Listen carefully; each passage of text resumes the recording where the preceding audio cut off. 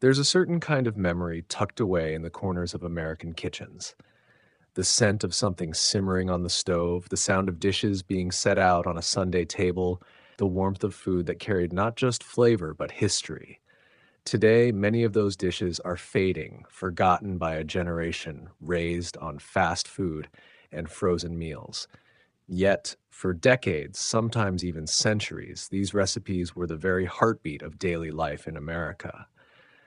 Think back to the meals your grandparents might have talked about, the ones they remembered from the farm, from the church potluck, or from the corner diner that isn't there anymore. Dishes with names that sound both familiar and strange now: shoofly pie, corn dodgers, ambrosia salad, and mulligan stew. They were more than just meals. They were a reflection of who we were, what we valued, and how we survived. In the early 1900s, food was still a connection to family roots. Immigrant traditions from Europe, Africa, and the American frontier collided in kitchens across the country. A Southern cook might bring out a coconut-studded ambrosia salad for Sunday supper. A Pennsylvania Dutch grandmother could bake a molasses-rich chouflé pie to sweeten the day. A Depression-era hobo with nothing but scraps and a tin pot might create mulligan stew under the stars. Each dish, whether humble or grand, told a story of survival, of creativity, of finding comfort when times were lean, or celebration when times were good. What makes these foods so fascinating is not just the recipes themselves, but the way they reveal the world of the people who cooked them. Liver and onions wasn't just supper, it was proof that nutrition mattered in hard-working homes. City chicken wasn't just a skewer of breaded meat, it was the clever trick of making pork and veal stand in for poultry when times were tough. And Floating Island wasn't simply a dessert. It was a glimpse into the elegance of 19th century dining, when even something as light as meringue could be considered a luxury. But then, slowly, they began to disappear. Refrigeration changed the way milk was stored, and Clabber biscuits lost their place on the table. Processed sugar and cheap desserts pushed molasses-rich pies into the background. Gelatin salads that once sparkled at church gatherings became something we laugh at today, and so many dishes, from humble scrapple to elegant mock turtle soup, slipped quietly from memory. This is not just a list of recipes, it's a journey through time, a reminder of the flavors America once cherished, and perhaps still deserves to remember. These are the 15 American old-school recipes you forgot you loved. Some will surprise you, some may make you smile, and a few might just bring back the smell of your grandmother's kitchen. So let's set the table. We begin with a dish that once defined fine dining in America: chicken a la king. Number 1, chicken a la king, the fancy hotel. To imagine now, but once upon a time, if you wanted to impress dinner guests, there was one dish you simply had to serve. It wasn't steak, it wasn't roast duck, and it certainly wasn't lobster. No, the height of culinary fashion in the early 20th century was something called chicken a la king. Picture it: tender chunks of chicken breast simmered in a rich, creamy sauce of butter, mushrooms, and peppers, all spooned over delicate toast points or puff pastry shells. It was elegant, comforting, and, at the time, considered a true mark of sophistication. The exact origins of chicken a la king are debated, as so many great food stories are. Some say it was first served at the Brighton Beach Hotel in New York, invented for the hotel's owner, E. Clark King Jr., in the 1890s. Others insist it was born at the Waldorf Astoria, where chefs were constantly crafting new creations for high society. Still others credit hotel kitchens in Philadelphia, where French-inspired dishes were often adapted for American tastes. Whatever its true birthplace, by the turn of the century, chicken a la king had swept through fine hotels and restaurants across America. Why did it matter so much? Well, at a time when most families cooked simple meals at home, cornbread, stews, beans, or roasts, chicken a la king represented something different. It was indulgence. It was modern. It was cosmopolitan. To serve it meant you were connected to the latest dining trends, the same ones gracing tables in New York, Paris, and London. For middle class families, recreating the dish at home was a way to bring a touch of elegance into their kitchens. Cookbooks from the 1910s and 1920s are filled with recipes for it, promising a taste of refinement even if your table was in a modest farmhouse kitchen. But here's the twist. As the decades rolled on, chicken a la king slowly lost its luster. What was once the symbol of high-class dining became associated with school cafeterias, military mess halls, and canned convenience. By the 1950s, Campbell's Soup even sold a shortcut version of the creamy base. The same dish that had once delighted the wealthy in gilded hotel dining rooms was now ladled from an aluminum tray in a lunch line. The glamour had faded, and yet there's something deeply nostalgic about it. For many Americans who grew up in the mid-20th century, chicken a la king wasn't hotel fare, but a weeknight dinner at home. It was the taste of comfort, of family, of a time when creamy chicken over toast was enough to make a meal feel special. Today, you'll rarely see it on a menu. But if you close your eyes and picture the ornate hotel dining rooms of a century ago, you can almost hear the clinking of glasses, the rustle of silk dresses, and the waiter setting down a steaming plate of chicken a la king, once the finest thing you could order. From hotel luxury, we move now to something far humbler, but just as important to America's story, a rough frontier snack that kept pioneers moving west. Number 2, corn dodgers, the frontier's snack. If chicken a la king belonged to the glittering dining rooms of hotels, corn dodgers belonged to the open road, the dusty trail, and the campfire. They were as humble as food could get, yet they carried entire generations of Americans westward. Corn dodgers were simple, just cornmeal, water or milk, a pinch of salt, and maybe a little fat if you had it. Shaped into patties or small cakes, they were baked on a griddle, fried in a pan, or even cooked in the ashes of a fire. Crisp on the outside, hearty on the inside, they were portable, cheap, and filling. In short, they were survival food.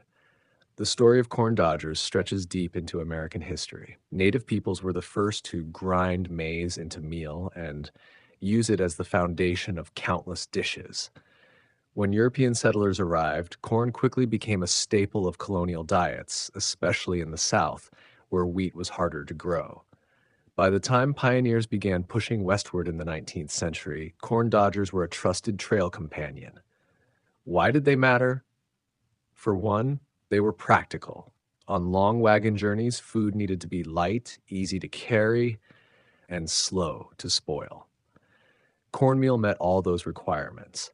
With just a little water and fire, a traveler could transform dry powder into something warm and sustaining. Soldiers, too, relied on dodgers during the Civil War, often eating them with salt pork or beans.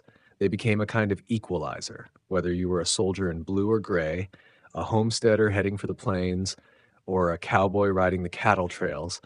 Odds are you knew the taste of a corn dodger. But here's where the nostalgia creeps in. For all their plainness, corn dodgers found their way into family memory. Laura Ingalls Wilder, in her Little House books, remembered them as part of frontier suppers. They were the kind of food that children ate by the fire, their edges charred and smoky, sometimes sweetened with a little molasses if fortune allowed. What might have been meager fare became, in memory, something warm and comforting. Of course, corn dodgers also carried a reputation for being tough, literally. Some joked that they were so hard you could use them as ammunition. Mark Twain once wrote about them with a kind of comic disdain, calling them unfit for human consumption. Yet even in his mockery, he was acknowledging their place in American life. They weren't glamorous, but they were there when you needed them. By the 20th century, corn dodgers began to disappear from kitchens, replaced by cornbread and more refined baked goods. The name faded, though the idea lived on in hush puppies and fried cornbread cakes. Still, the Dodger itself, plain, gritty, frontier-born, remains a symbol of resilience. So the next time you hear the crackle of a fire or bite into a piece of cornbread, think of the pioneers who carried little cakes of cornmeal in their saddlebags. Corn dodgers weren't just food, they were fuel for a nation on the move. From the frontier campfire, we now move to the Sunday supper table, a dish that sparkled in glass bowls, sweet, strange, and oh so retro. Number 3, ambrosia salad, the sweet taste of Sunday suppers. If the pioneers carried corn dodgers in their saddlebags, then church socials and Sunday suppers carried something far more colorful, ambrosia salad. Even the name sounds magical, borrowed from Greek mythology, where ambrosia was the food of the gods. For many families across the American South, it was the food of fellowship. The earliest versions of ambrosia appeared in the 1800s, when oranges and coconuts were still exotic, even rare, in much of the country. A hostess who served a chilled bowl of sliced oranges sprinkled with coconut was making a statement. It wasn't just a dessert. It was proof of connection to trade, to travel, to something special beyond the ordinary.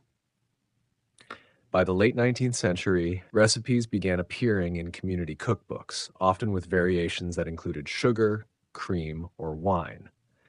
But it was in the 20th century that ambrosia salad truly blossomed. As canned fruit became more widely available and marshmallows entered the American kitchen, the dish transformed. Suddenly, bowls of ambrosia included not just oranges and coconut, but pineapple chunks, cherries, bananas, grapes, whipped cream, and of course, a scattering of pastel-colored marshmallows. To the modern eye, it might look like a quirky, sugar-laden concoction, but to a child in the 1950s, it was pure magic. Why did it matter?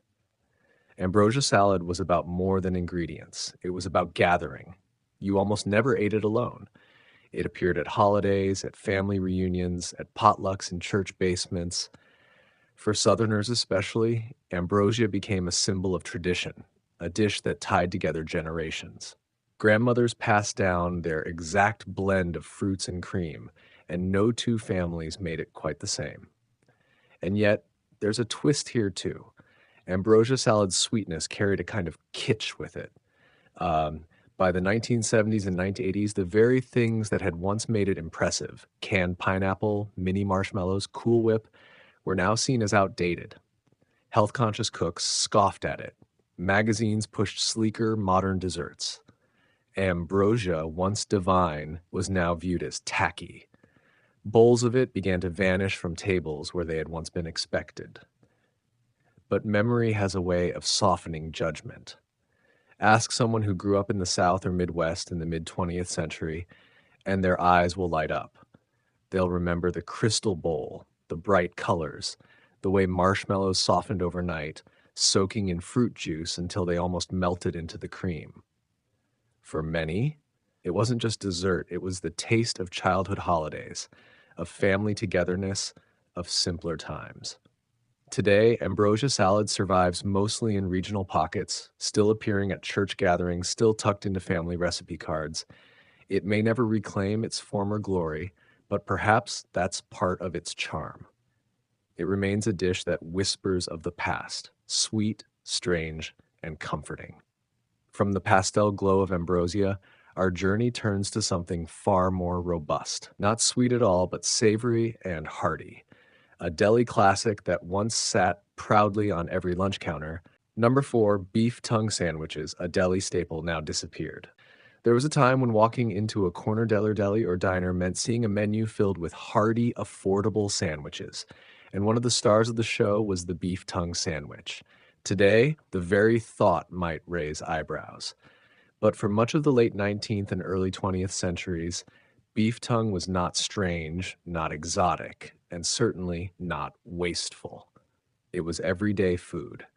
Beef tongue has always been a prized cut in cultures across the world. Jewish immigrants from Eastern Europe brought their traditions of slow-cooking tongue to New York delis in the late 1800s. There, slices of tender, flavorful tongue were piled high on rye bread, often with mustard or pickles. German and Polish immigrants had similar traditions, making it a natural fit for American dalis. By the 1920s, Beef tongue sandwiches were as familiar as pastrami or corned beef. Why did it matter? Quite simply, tongue was affordable and versatile. Unlike expensive cuts of beef, the tongue could be simmered until tender and then served in sandwiches, stews, or cold cuts. For working class families, it was nourishment without extravagance. For Delis, it was a reliable seller that added variety to the menu. Children might not have loved it, but adults appreciated its richness and heartiness. The emotional twist, though, comes from how radically tastes have shifted. Somewhere around the mid 20th century, Americans began turning away from organ meats and so called variety cuts. Convenience foods, frozen dinners, and the rise of processed meats changed the landscape of lunch. Suddenly, a bologna sandwich seemed easier. Turkey, ham, or roast beef became the norm. Beef tongue, once unremarkable, began to feel unusual, even unappetizing. By the 1970s, it had nearly vanished from most delis outside of specialty shops, and yet those who remember it often do so fondly. There are people who can still describe the exact texture of thinly sliced tongue and the way it was both tender and slightly chewy, with a flavor that lingered longer than ordinary cold cuts. Some recall their grandmothers simmering a whole tongue on the stove, peeling away the outer layer before slicing it thin for sandwiches. It may sound unglamorous, but for them, it was a taste of home. Today, beef tongue sandwiches survive in only a few places. Old school Jewish delis, Mexican taquerias, where lengua tacos remain popular, and in the kitchens of families who never gave it up. But in mainstream America, they've become a relic, a reminder of a time when nothing was wasted, when food was valued in its entirety. From the hearty, savory richness of beef tongue, we turn to something entirely different. A dish born not in delis or diners, but around campfires in desperate times. Next, we'll explore the humble, improvised meal of the Great Depression. Number 5, Mulligan Stew, the Great Depression's survival dish.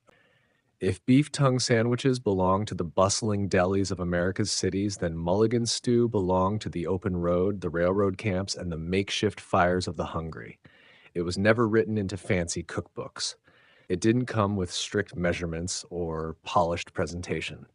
Instead, it was born from necessity, an improvised dish that carried America through some of its hardest years. Mulligan stew first appeared in the early 20th century, often tied to hobo culture. In the years before the Great Depression, drifters traveling by train would gather around campfires near the tracks. Each person would contribute something small, a potato here, a carrot there, maybe a scrap of meat, or even just salt or an onion. All of it went into one pot, simmered together into a stew that was shared equally among the group. It was food as community, a dish that symbolized both scarcity and solidarity. By the 1930s, during the depths of the Great Depression, Mulligan stew became even more widespread. Families with little more than scraps could stretch them into a meal by following the same principle. Whatever you had went into the pot. Beans, stale bread, garden vegetables, even a few bones for flavor, it all became stew. For children who grew up in those years, Mulligan stew wasn't a novelty. It was dinner. Why did it matter? Because it represented survival in a time of widespread hunger. For countless families, there were no guarantees of meat or fresh produce. Stew allowed for flexibility, for creativity, and above all, for sharing. It became part of the cultural memory of hardship, proof that even in lean times, Americans found ways to feed one another. But here's the twist. While Mulligan stew was born out of desperation, people often remember it with surprising fondness. For some, it was their first lesson in community, in the way neighbors pulled together when no one had enough. Others recall the taste of it simmering over a campfire, flavored not by expensive spices, but by the stories and laughter of those gathered around the pot. The stew itself might have been thin, but the memory was rich. As America recovered in the post-war years, Mulligan stew largely disappeared from dinner tables. Families returned to roasts, casseroles, and store-bought meals. To modern ears, the name Mulligan stew sounds almost like folklore, something out of a bygone era. Yet it remains a powerful symbol of resilience. Food not as recipe, but as reminder. If you close your eyes, you can almost see it. A battered tin pot hanging over a fire, the hiss of steam rising, the aroma of onions and potatoes mixing with wood smoke, and maybe, just maybe, the sound of someone saying, "Here, add this to the pot." From the makeshift stew of the Depression, we now move to a dish that glistened on polished dining tables, not born of poverty, but of mid century fashion, a shimmering, savory creation that's nearly vanished today. Number 6, tomato aspic, the jello salad nobody talks about. Few dishes capture the quirks of 20th century American dining quite like tomato aspic. For some, it brings back memories of polished dinner parties and holiday spreads. For others, it's a mystery, something they've only heard about in passing with a mixture of curiosity and disbelief. But for decades, tomato aspic was the height of sophistication. At its simplest, tomato aspic was a savory gelatin dish.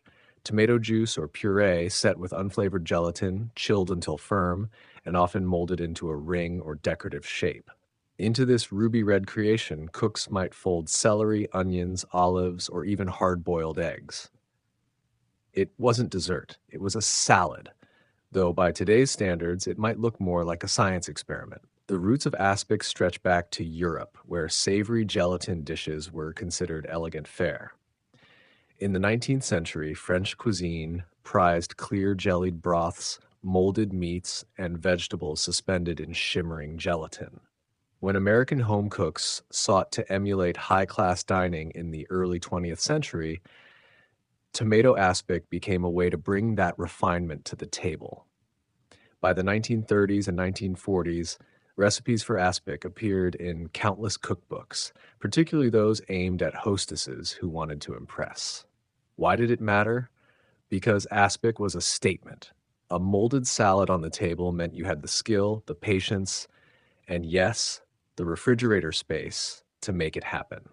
It represented modernity and control at a time when refrigeration and gelatin products were still relatively new in American homes.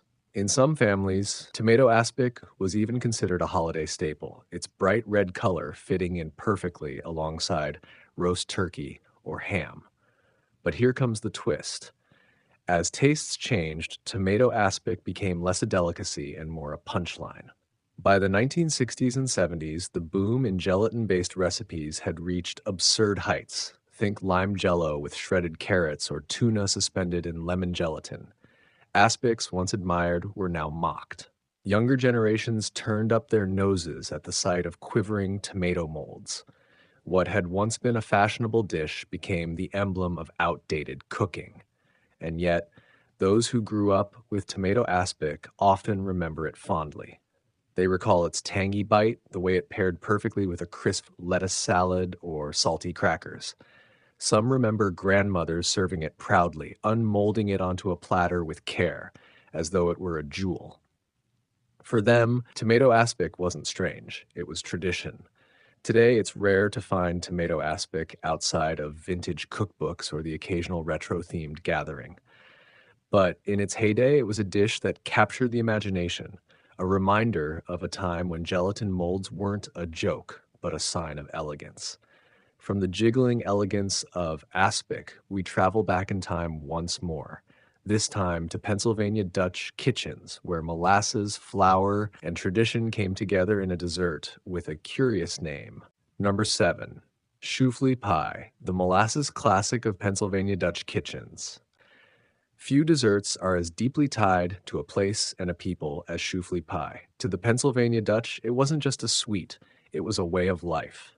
Thick with molasses, topped with a crumbly streusel-like layer, and baked into a sturdy pie shell, shoofly pie was both humble and extraordinary. The story begins in the late 1800s, when molasses was one of the most common sweeteners in America. Sugar was expensive and less accessible, but molasses, thick, dark, and cheap, flowed into kitchens across the Northeast and Midwest. German immigrants who had settled in Pennsylvania embraced it wholeheartedly. They used it in cakes, breads, cookies, and most famously, in their pies. Choufli pie emerged as a natural outgrowth of this tradition, a pie that was inexpensive, long lasting, and brimming with flavor. Why the curious name? One popular story says it came from the way the sticky, sweet filling attracted flies as the pie cooled on farmhouse windowsills. Another points to Shoofly the Boxing Mule, a popular traveling circus act in the 19th century, which became a sort of folk mascot for the pie. Either way, the name stuck, and so did the memory. Shoofly pie wasn't just a dessert for special occasions. It was often eaten for breakfast, paired with coffee, its sticky sweetness balanced by a bitter cup. For farming families who rose before dawn, it was a practical choice, a pie that could be baked once and enjoyed over several days. Unlike cream or fruit pies, Shoofly pie kept well, even without refrigeration, thanks to the preservative qualities of molasses. In an age before electric refrigerators, that mattered. But here's the twist. For all its practicality, Shoofly pie became a symbol of identity. For Pennsylvania Dutch families, it was a dish that tied them to their ancestors. For tourists passing through Amish country in the 20th century, it became a curiosity, something you had to try, a slice of history served on a paper plate at roadside stands. Yet outside of those pockets, Shoofly pie began to fade from American tables. To many modern palates, its molasses-heavy flavor is too strong, too old-fashioned. What was once everyday comfort is now niche nostalgia. And yet, for those who grew up with it, the memory is vivid. The smell of molasses filling a warm kitchen, the sticky filling clinging to a fork, the way it crumbled just so when paired with strong coffee. Shoofly pie wasn't just food, it was family, tradition, and resilience, baked into a crust. Today, it survives in Pennsylvania Dutch country, still sold at bakeries and farm stands, still cherished by those who remember. It may not grace most modern dessert tables, but its story lingers, a reminder of the way immigrant traditions shaped the American kitchen. From the sticky sweetness of molasses, we move now to something altogether surprising, a dish called city chicken, a recipe that, despite its name, almost never involved chicken at all. Number 8, city chicken, the dish that pretended to be poultry. At first glance, the name sounds straightforward, city chicken. You'd expect a roast bird, perhaps baked golden in a casserole dish. But here's the twist. There was almost never any chicken in it. City chicken is a dish born of necessity and clever illusion. Its origins trace back to the early 20th century, particularly in the working-class neighborhoods of cities like Pittsburgh, Cleveland, and Detroit, places where Eastern European immigrants had settled in large numbers. Back then, believe it or not, chicken wasn't the cheap protein it is today. Raising and butchering a chicken was often more costly than buying pork or veal, which were plentiful in the urban meat markets. So families did something ingenious. They made their own version of chicken without the bird. Cubes of pork and sometimes veal were skewered on wooden sticks, breaded and fried or baked until golden brown. The finished product looks surprisingly similar to a breaded chicken drumstick, hence the name city chicken. To immigrants who longed for familiar flavors but had to stretch every dollar, it was a compromise that worked. It was hearty, affordable, and comforting. Served with potatoes and gravy, it gave families a sense of abundance at a time when poultry was considered a luxury reserved for Sundays or holidays. What made city chicken special wasn't just the trick of its appearance, but the way it reflected urban life in America's industrial centers. In small brick row houses and tenement kitchens, women prepared it for husbands who worked in the steel mills, auto plants, or factories. It became a staple of neighborhood butcher shops, which often sold the skewers already assembled and ready to cook. For many families, it wasn't just a recipe. It was a weekly ritual. The dish peaked in popularity during the Great Depression and World War II, when thriftiness was essential. Even as chicken farming expanded in the mid-20th century and poultry prices fell, city chicken held on as a cultural tradition, especially in Polish, Slovak, and Ukrainian communities. It was comfort food, tied to identity, memory, and the ingenuity of making do. But as generations passed, city chicken faded. By the 1970s and 1980s, supermarkets offered chicken at rock bottom prices. The younger generation no longer needed a substitute. To them, city chicken seemed like an odd relic. Why make fake chicken when you could just buy the real thing? Today, it survives mostly in regional pockets, particularly in Rust Belt cities, where Polish festivals, church suppers, and family gatherings still sometimes feature skewers of golden brown chicken that never clucked. If you ask those who grew up with it, they'll smile. The crackle of breading, the savory bite of pork, the way it paired with mashed potatoes and gravy, it wasn't just about tricking the eye. It was about stretching the table, feeding the family, and keeping old traditions alive in a new country. From the make-believe poultry of city chicken, we now travel into the world of Depression-era creativity once again. This time through a dessert made from something almost no one would expect. Number 9. Succotash, the Native American dish that defined survival. Suffering succotash. You may remember the old cartoon catchphrase, but long before it became a joke on Saturday mornings, succotash was a dish of survival and tradition. At its heart, it's a simple mix of corn and beans, two ingredients that carried more history than most recipes on an American table ever could. Succotash traces its roots back hundreds of years, long before Europeans ever set foot in North America. Indigenous peoples of the eastern woodlands, including the Narragansett and Wampanoag tribes, perfected the combination. They understood something vital. Corn and beans eaten together created a complete protein. For communities without livestock, this pairing wasn't just nourishing, it was life-sustaining. The dish's very name comes from the Narragansett word mekwatash, meaning boiled corn kernels. When colonists arrived in the 1600s, Native Americans introduced succotash as both a food and a lesson in survival. The Pilgrims at Plymouth relied on it during their leanest winters. Without this humble mix of vegetables, history might have turned out very differently. Over the centuries, succotash evolved into a dish woven deeply into the fabric of American cooking. By the 18th and 19th centuries, it was especially common in the South and along the eastern seaboard.